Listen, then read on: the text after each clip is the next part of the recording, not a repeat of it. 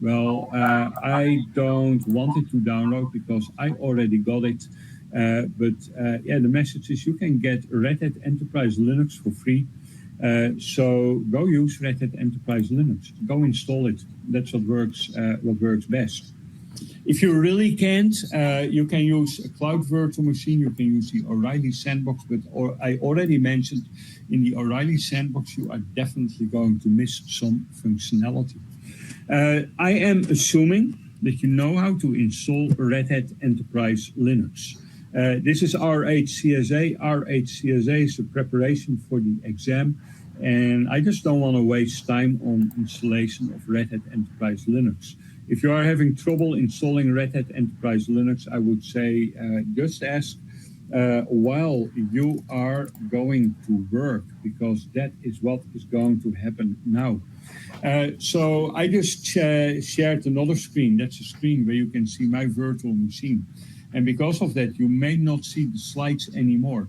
I need you to have a look at the slides at this point, because that is where you find the Getting Started lab. What is this Getting Started lab? This is my way to summarize the most essential part of the Linux fundamentals. And the Linux fundamentals, yeah, that's a class that I taught last week. So I'm not going to tell you about LS and TAR and CP and stuff like that anymore. But I do want to have an opportunity to talk about some of the most important parts of that class. And that is why on the slide you can see the Getting Started lab. What I'm expecting you to do, I'm expecting you to work. You get in total 20 minutes for the Getting Started lab. 20 minutes, that's a lot of time. But I'm also doing that because I know from previous experience that between 30 and 40% of you guys did not have time yet to install a working instance of Red Hat Enterprise Linux. So at the same time, if you don't have that yet, feel free to make sure that you have this working instance of Red Hat Enterprise Linux. Then you are going to work on the Getting Started lab, and this Getting Started lab has 3 exercises. And I'm expecting you to send me solutions for these exercises in the group chat. I want to see how you are doing, and based on what you are sending me, I know what I need to tell you once we are done. While you are doing this, 20 minutes have started. So if you want to get working on the Getting Started lab, you don't want to listen to me anymore, then that's okay. No hard feelings, and that is totally fine. And I am only going to do some insignificant stuff now. At the same time, I am going to keep an eye on your questions in the group chat, and if I see any questions that need an answer, I will answer them immediately.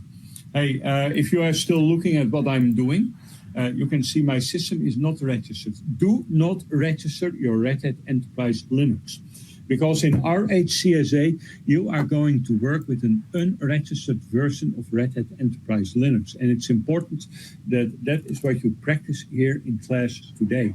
I repeat, in case you just missed it because you joined late, do not register, do not install any software.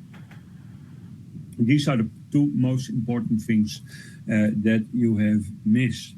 I'm preparing my terminal. And in my terminal, I'm not doing anything that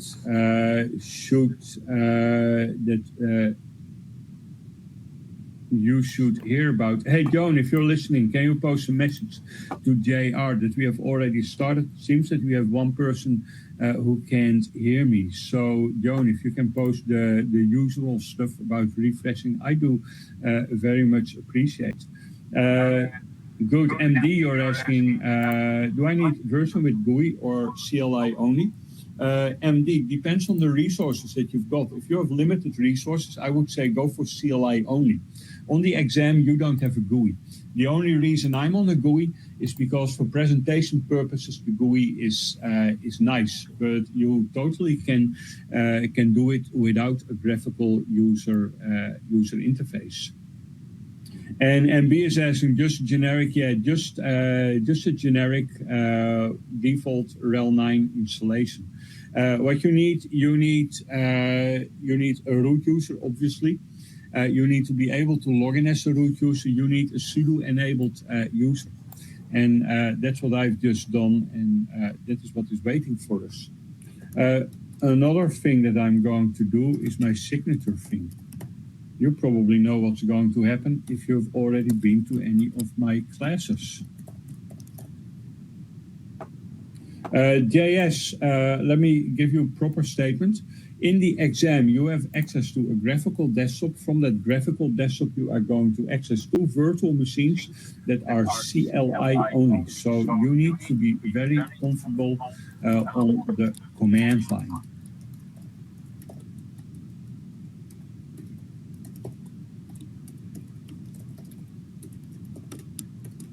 Folks, I'm repeating, this is the part where I'm expecting you to work on the lab assignments. The labs are on the slides. If you don't see the slides, double-click the third button from the left. You have 70 minutes remaining to work on the lab. That's also the time that you can use to install Red Hat Enterprise Linux if you didn't do so yet. And KK, yeah, I know that's always happening, and that's not a problem. I would say if you're already installing, have a look at these questions in the lab. You might be able to send me solutions without even doing it. Hey, John, can you help JR? Because JR seems to have a problem. And, yes. Thank you, John.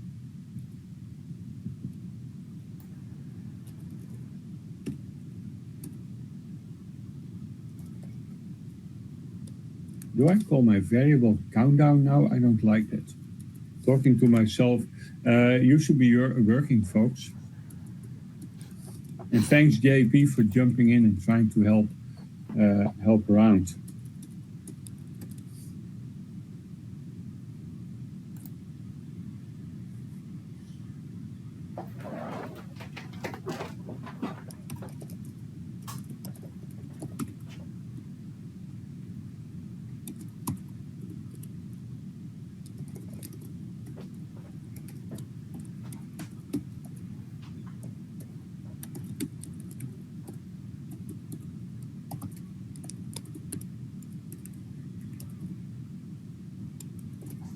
And QT, that's an interesting question. The interesting answer, QT, is that bash scripting is a part of the exam objectives. And if you are going to answer, if you are going to ask any questions, like is there any bash scripting exercises in the exam, you will never get a direct answer. I will only tell you if the topic is in the objectives, yes or no. The topics is in the objectives. And you should study bash scripting separately. I always recommend RHCSA candidates to take my bash scripting in 4 hours class. That's a separate class. Unfortunately, I have run it last week. And yeah, you're too late for it right now. You might be able to join it next time. But you do need to know about bash scripting, and what you see here should not contain any secrets.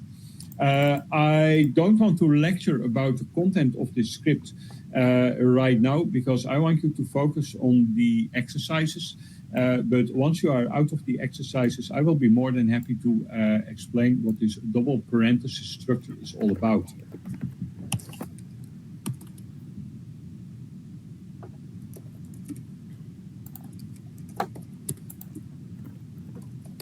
And finally, I have my countdown script. And the only reason I want my countdown script is that it's a signature thing. And now you can see the amount of time remaining.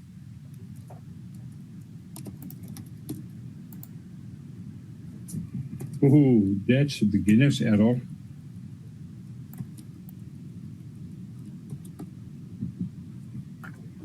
Good. You have, did I say 14 minutes? No, you have 13 minutes remaining to work on the labs. And again, OV, I will cover the contents of my script after the lab time, but at this point, I really want you to work on these labs. And the labs are in the slides. If you don't see the slides at the moment, it's possible. Double click the third button from the right, please. I need to have a look at the different screens, so if I don't answer to any queries rapidly, that's because I'm looking at the different screen. That won't take very long, maybe 2 minutes, not more. And I'll make sure to pick up any questions you got once I'm back.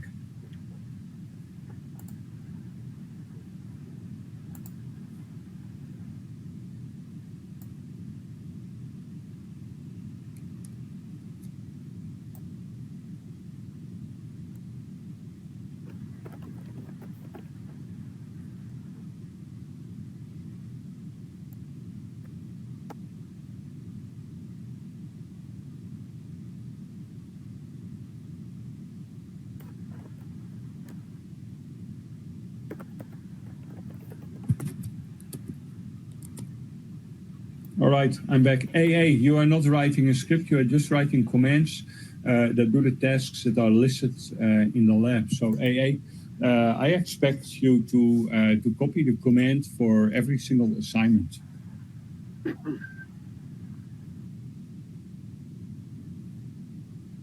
And good to know, JR, that you are back in and you can hear me now.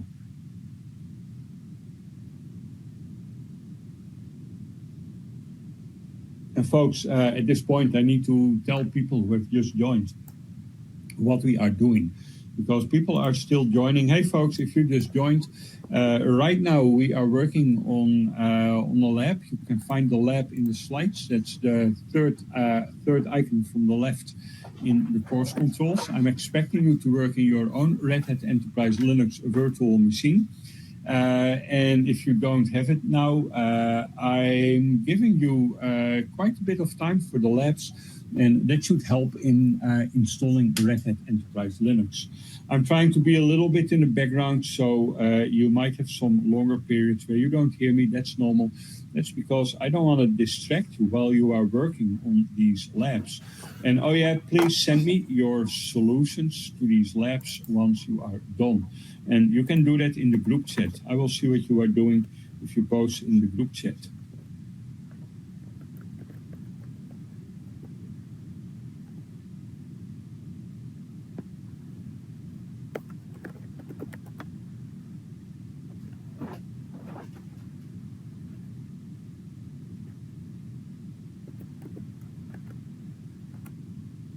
And thank you, AA, for sending your solutions. And SC, if you just start to download, that's not really a problem. Then you can do the lab, but hey, it's normal. It's what I'm expecting. And AA, I like your third solution, and I got something to say about it, AA. And that is, can you please read the assignment again, AA? And yeah, to those of you who don't have a file with the name dnsmash.conf, I really don't care about the exact name of the file. If you have some other file, text file, just have a look at it.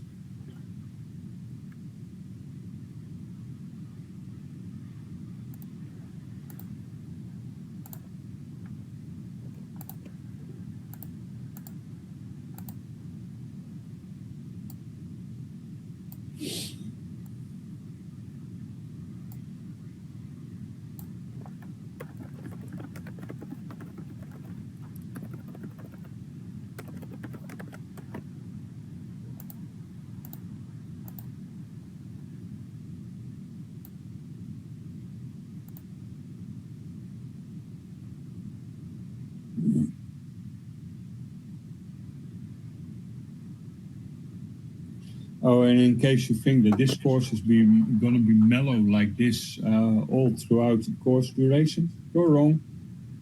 It's going to be intense.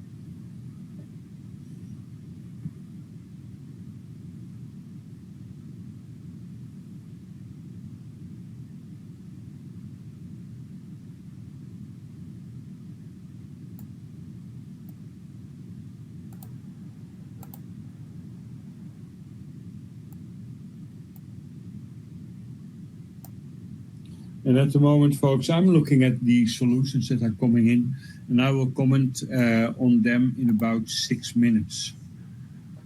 So for those of you who just joined, we are doing a lab right now. You can find the lab in the slides, and I'll talk about solutions in a few minutes.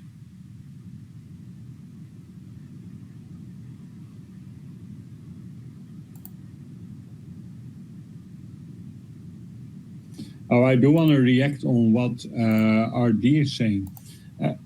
RD and everybody else. RHCSA. What is the meaning of RHCSA? RHCSA is A for administrator. Administrator, that means root permissions. Do yourself a favor, start your RHCSA exam and also this class with sudo -I and stay in your sudo shell until we are going to do containers. Apart from containers, really everything in this class requires sudo privileges.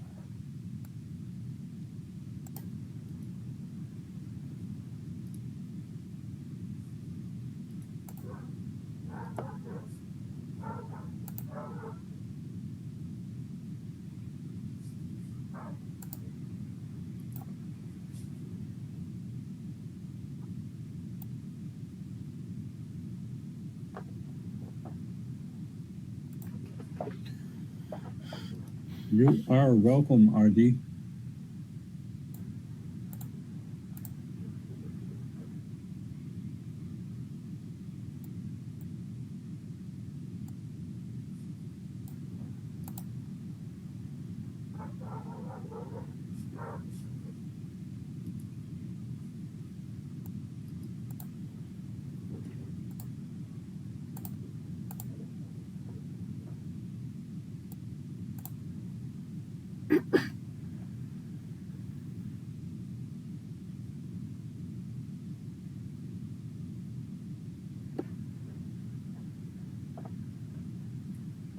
And how much time do we have remaining? We have about 4 minutes remaining.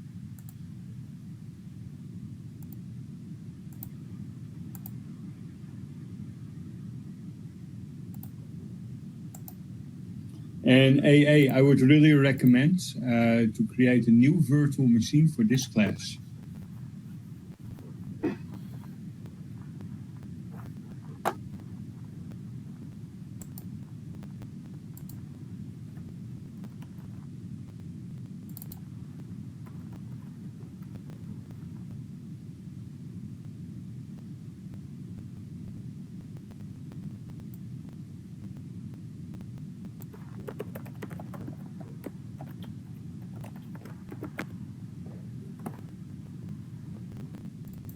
I'm so happy to see that many of you are doing the third exercise all right. That probably means that you are well prepared. That's good. That pleases me.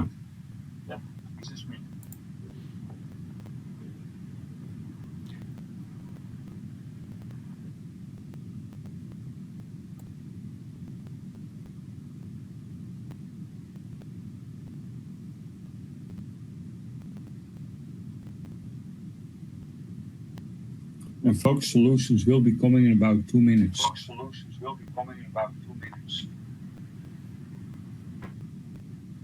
And hey, if you want to show solutions, post them in the group chat, not the Q&A.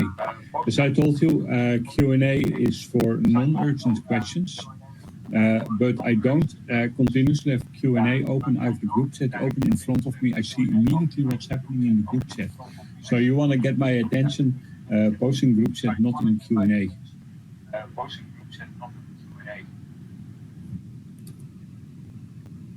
And you have less than 2 minutes remaining.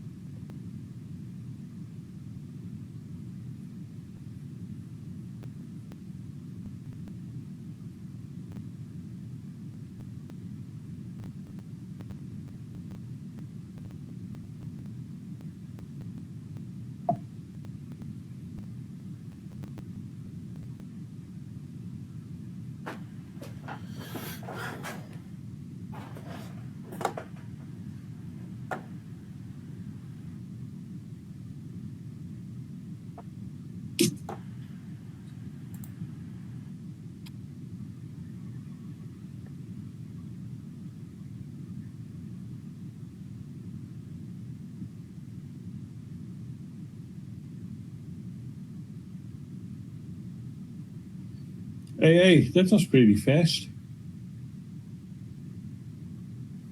You are running Proxmox. I'm hearing more and more an increasing amount of people telling me about Proxmox. No, RS, this course does not cover live patching. This is a boring course. It's just preparing for the RHCSA objectives. And there are so many RHCSA objectives that really, that's what I can cover and nothing else.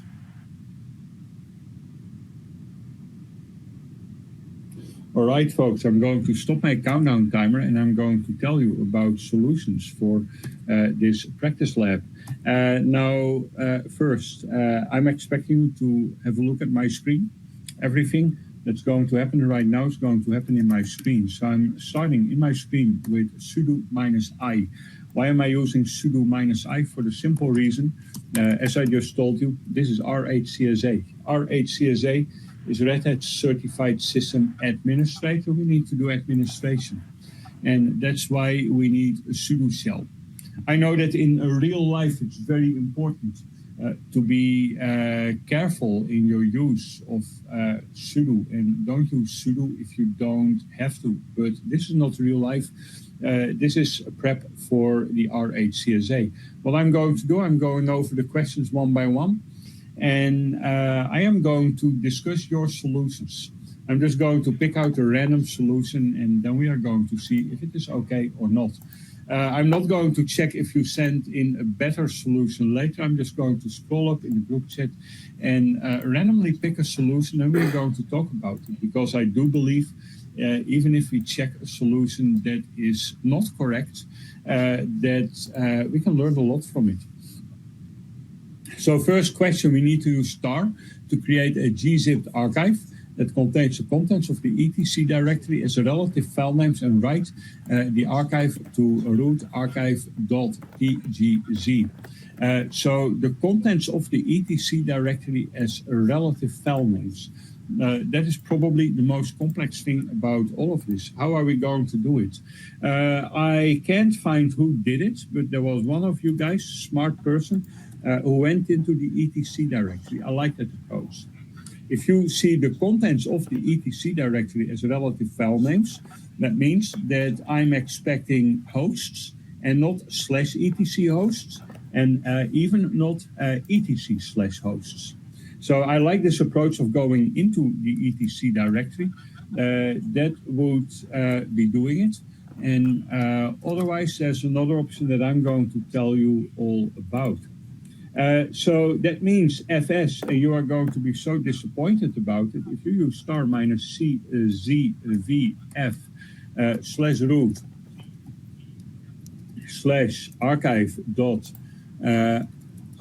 /archive.tgz/etc/ fs, looking at your solution, that would be a wrong solution. I'm so sorry. Why is that a wrong solution? Because of the wording of the context, the contents of the etc directory. That wording really means that you need the contents of the etc directory. And if you use star tvf on archive.tgz, you can see the contents of the archive, and it starts with the directory name. I need to get rid of the directory name. The message here, folks, and I'm building in sneaky things like this in all of the labs that we are going to do throughout this course, but the message here, read the question very, very carefully and think about the way you interpret the question, because even if fs, what you are doing, is an obvious answer and normally would be all right, these questions are going to be evaluated by an evaluation script. And the evaluation script most likely is going to check for something else. So how do we get the contents of the etc directory as relative file names? Well, you can use -c, minus uppercase C, etc as an argument, and then put dot. And then you have the contents of the etc directory as relative file names in your archive. Look, here we go, and you can see the crypt tab and the resolve.conf as relative file names. That is most likely what is meant here. Now, minus uppercase C is a convenient command that allows you to change directory before creating the archive. You can also go for the simple solution and just use CD to get into the directory before you start working. Hey, I said the magical words, and the magical words are the simple solution. What I often notice is that people want to show off in their answers, and they want to show that they master set and regular expressions and all other kind of difficult stuff. My advice is on the exam: don't. You don't get any building. You don't get any bonus points for using a complex solution. You get your points for using a solution that produces the desired result, and the simpler the better. Why? For the simple reason that a simple solution, you are less likely to make any errors. So between minus uppercase C / etc and then dot, I really sympathize with the person who sent me first use CD / etc and then use your tar command and dot. That is a solution that will give you the bonus points. Unfortunately, I have had so much solutions that I'm not sure who said it, but yeah, I made my point. Right, next, what are we going to do? Exercise number 2. Hey, folks, one more thing, and that goes for the entire duration of this course. If you just missed the solution, that is okay. I can imagine that you have to do other things as well, apart from listening to me. Don't try to do not too many other things, because you will miss significant parts. But if at any point you miss a command, just type history in the group chat. When I see anybody typing history, I'll be happy to type history so that you can see my command history as fast as possible. And then you know what I've just done. So I'm happy to do history many times throughout this course. Question number 2, filter all lines from etc dnsmask.conf or any other text file. This is a test exam, and I really don't care which text file you are going to use. And write them to var tmp dnslines.txt in alphabetical order and with no blank lines in the target file. I really sympathize with what GC has sent me. Sort and a set with an awesome regular expression. Maybe GC, you are a regular expression guru, and then it works. And because I really like it, I'm going to show it anyway. Not because I recommend doing it so, for the simple reason that it's in violation with my simplicity recommendment that I just used, but this regular expression, it's just cool. And you know, we are geeks, and as geeks, it's okay if it's cool every now and then. So this is the regular expression, and here we have the sorted file, and this works out perfectly. But I can totally imagine, well, I know as a fact that at least 99% of the people present here have no clue what you are trying to do. GC, if this is easy for you, if you are using this on a daily basis, keep on doing so. Everybody else, if this makes no sense to you, let's have a look at the JB solution. JB has something that produces the same result and which is much easier to read. Hey, one more thing. In case you are thinking, Sander, you are not showing the entire solution. That is right. If I need to redirect the output of a command to some file, also on the exam, I first want to see it on my screen to make sure that it works out all right. So what is JB suggesting? JB is suggesting cat etc dnsmask.conf pipe grep -v starting with an ending. This is grabbing out the empty lines, pipe sort, and that would do it as well. And I know, folks, you don't have to get the etc DNS mask.conf you can immediately sort it, and on the result of the sort, you can do your grep minus v. But this is a very insightful solution that shows direction on how you are going to check on the contents first, then you are going to filter out the empty lines, then you are going to sort them. And even if the command contains some parts that are really not necessary, sort etc dnsmask.conf pipe grep minus v works quite as well. Even if you can write a nicer command on the exam, you do not get bonus points for the nicer command. So here we have the result, and then you redirect the result to what? To var tmp dns lines.txt. Please beware of the silly typos because too many people are failing parts of the exam because they made a typo in something that they, for the rest of it, perfectly understood. And JC, yeah, it shows that you work with regular expressions daily. Beautiful, I like it. And I really like the solution that you are presenting here. At the same time, I think you also understand why I'm not going to explain it here. Because I really want to stick to the message. Keep it simple, folks. Last question. Create a user with the name Bob. User add Bob. There we go. Next, find all files that are owned by user Bob and copy them to /root/user files. Let me scroll up a little bit to see if I'm getting anything. Oh, hey, I'm scrolling up to find a question that you posted 20 minutes ago. I'm going to answer it now. 20 minutes ago was asking, if I'm in Bill's folder, should I look system-wide? You should absolutely look system-wide, Look at this. To make it a little bit more exciting, and really on the exam, they are going to do something like this. You should also fetch files that are owned by user Bob that are not in user Bob's home folder. You're talking about user Bill. User Bill is in my recorded video. Of course, this is user Bob. I'm only noticing right now that you are not doing this quite the right way.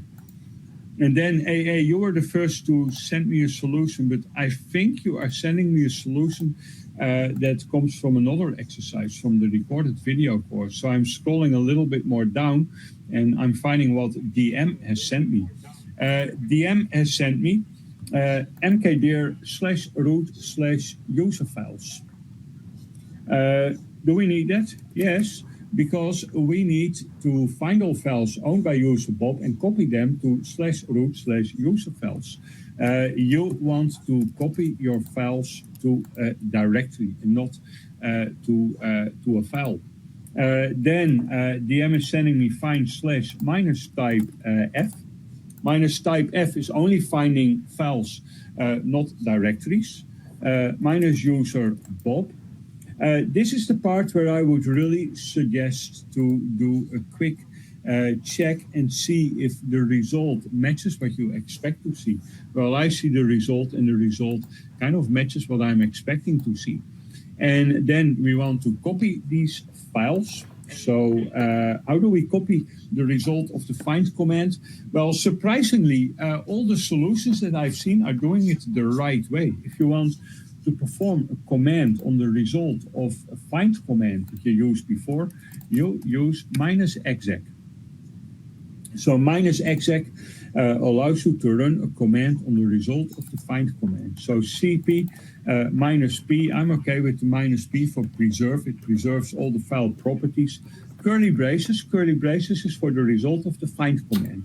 So curly braces relates to the files that we see right here. And we want to copy that to /root/user files. Then we need \semicolon as the end of the exec statement. And honestly, DM, at the end, you are posting a -ls. I'm not sure what you are doing with the -ls, because I think that the -ls is not really required. But maybe you are mentioning that because it makes sense to do an ls -al on /root/user files to check if it looks kind of all right. And there we have the check, and it does look kind of all right. That's another thing that I want to give you for exam questions. In exam questions, can you please always check your work? Sometimes people are so eager to continue to the next question and so stressed because of the time pressure that they don't check your work. But yeah, if you don't check your work, do I really need to explain that you might miss topics? I don't think I do. Good. This was what we needed for this little getting started lab. Folks, I'm trying to throw in a small exam like lab every now and then because I want you to get used to the way how questions are phrased on the exam. And I want to tell you about the tricks and about the dirty bits of what you are going to see on the exam. What I want to do now, I'd like to show you my countdown script. Oh boy, where's my countdown script? Well, I'm in a root cell right now. So I am going to use vim on /home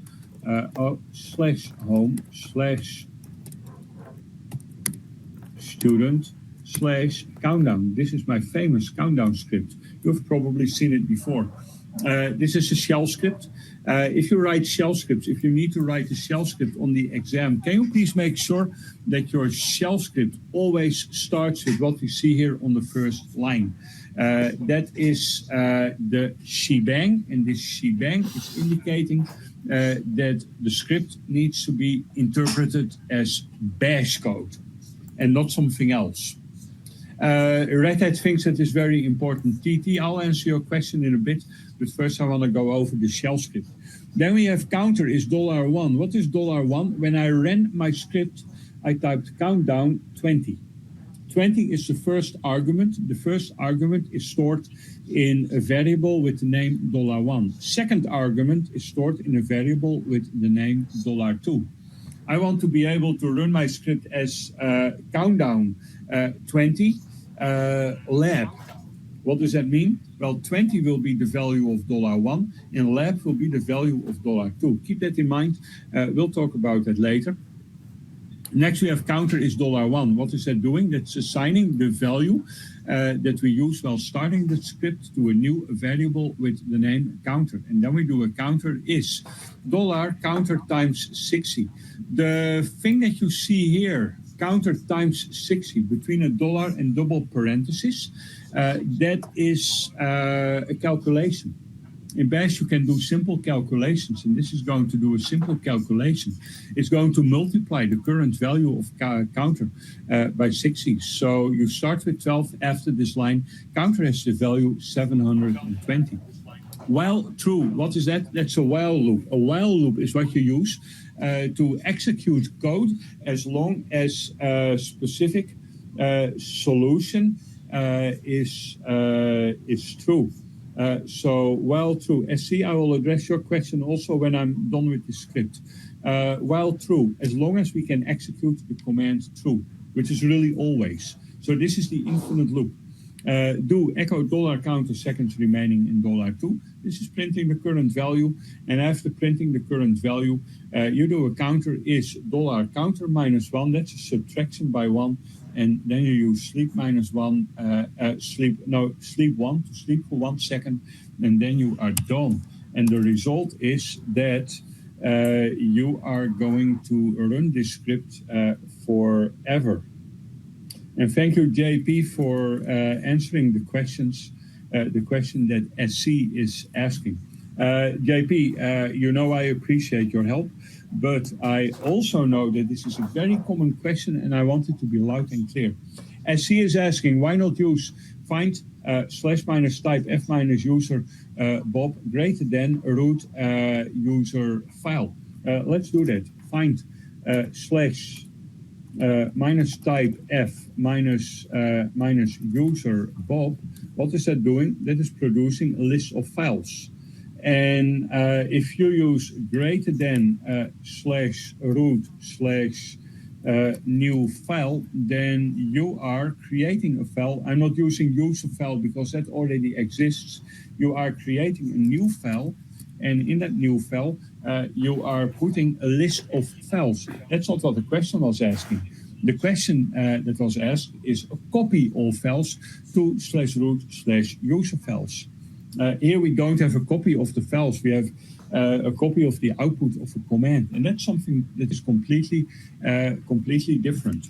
Related to this question, I want to answer a question that was not asked. Related to this question, people sometimes ask, can't we do this in a pipe? Like find /-type f-user pipe cp.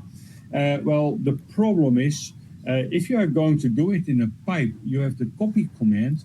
How are you going to use the copy command to refer to the result of the find command? Well, it happens to be that in a pipe, you can't do that. It simply doesn't work. And that is why we need the structure with the -exec. See, I hope that that makes sense. And yes, TM xargs would be an alternative solution. That's also a valid solution. Folks, I'm not always going to present all the possible solutions, but if you are wondering, hey, could I have done it with this command as well, just present it, and I'll be happy to comment. Now, TT has an important question. What about those who cannot remember so many command options? Is it helpful to use man? Man is absolutely a must. TT, I also can't remember command line options. What I normally do, I use command -help pipe less as a brief list of the options, and then, oh yeah, I know, I need -l, that will create a hard link, and that's a nice reminder. Between man is a complete list, a complete documentation about the command. -help is just a list of command line options, and it really depends on what exactly you need to do here. I will give you more tips on how to get along on the exam, even if you cannot remind all of these options. I can't remind anything, but I pass these exams, and hopefully the fact that you are having such an ignorant instructor in this class is going to help. As I really rely on these tricks to look up the information, so at any point, feel free to ask me, how can we look this up in an easy way? Okay, I have one more thing, my path. I really don't like it that user local bin is not in the root path, and that is why I'm going to use cp/home/student/countdown, or better ln. I want to do an ln. I want to make it a hard link, and I want to hard link this countdown file in /user/bin/countdown. And now I should be able to run countdown from the path. In case you are wondering, why don't you create a copy? Well, if I create a copy, I have two different versions of the file. If I create a link, I have one version of the file. So if at any point the creator of the file decides to enhance their script, I would get it immediately in user/bin/countdown. And yes, TT, in man, you sometimes get very nice examples as well. GEC is asking, sometimes man has bold underscore words and I'm unable to search for those words. GEC, do you mean man -k and search for bold words? I'm not sure how to do that. The only thing I do know, I think I understand your question. When you use man -k, GC is asking a question about man -k, and I'm happy to answer it. Man -k user, oh my goodness, I'm getting nothing appropriate. Hey folks, bonus topic from the Linux fundamentals, but man -k is an essential skill on the exam. And just imagine that on the exam, you learned how to get everything from the man pages. You learned how to find the appropriate man page with man -k, and then you do man -k user, you get nothing appropriate. Oh my goodness, then you're lost. What are we going to do? Man. I want to show you how it works. TL, yes, but I'm going to build it up here. Look at the lower left corner where I'm typing /-k, And there we have a result number 1. I'm going for N and N, and there we can see man minus K is equivalent to apropos. I'm just assuming the situation here that you get here and you don't know what to do. Then how can you use man to figure it out? Well, equivalent to apropos in bold, that must be a separate item. So I'm using man on apropos, and that is showing that apropos is updated by the mandb program. And next, if you use mandb, then you read the description and you think, okay, the mandb, I need to generate my mandb. Folks, what we see here, man minus K, nothing appropriate, is a very real situation that you might see on the exam as well.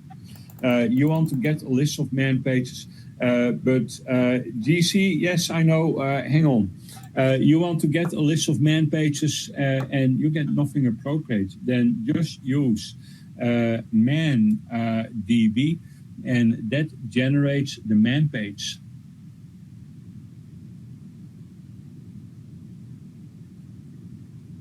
Yeah, GC, you are asking if I search for man minus K synopsis, it doesn't find it. Thank you for your explanation.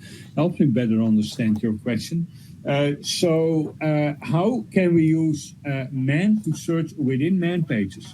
If you use man minus K, I'm going back to man. What is this minus K doing? We have minus K lowercase. That's here. Search a short description and manual pages for the keyword printf as a regular expression. This is only searching in short description and manual page names. So if you would look for exception, for instance, the word exception is not found with man minus K. Man minus uppercase K is searching deeper. And I'm just checking if we can get a decent synopsis of man uppercase K. So man uppercase K is only telling me about man options and section and term. It's searching deeper, but I don't see any documentation how deep it sees. Oh, there we go. Search for text in all manual pages. That's a brute force search and likely to take some time. And okay, man uppercase K should be able to find the correct word. But if you use synopsis, it searches for man minus uppercase K synopsis, doesn't find it. That shouldn't be happening. Man minus uppercase K synopsis. Okay, this is showing me command man page by man page. That is going to be repeated for 7,000 times. I don't think that's what you want. DC, I'm having a kind of a hard time understanding what you are trying to do, because DC, if you use man minus uppercase K synopsis, then it looks as if you are looking for the word synopsis in all man pages. Every man page contains the word synopsis, so I would expect 7,885 man pages in the results. So DC, maybe a little bit more explanation so that I understand what you are trying to do. In the meantime, folks, it is 7 past the hour, almost 8, and that means that it's time for our first break. Breaks are religious because I run on coffee, and my coffee cup is empty. Yes, DM, that's exactly what I would say. Good, I'm going to start my break timer, 12 minutes. If you have any more questions, I will pick them up after the break, because for the next 12 minutes or so, I will be with my coffee machine. Talk to you in a bit.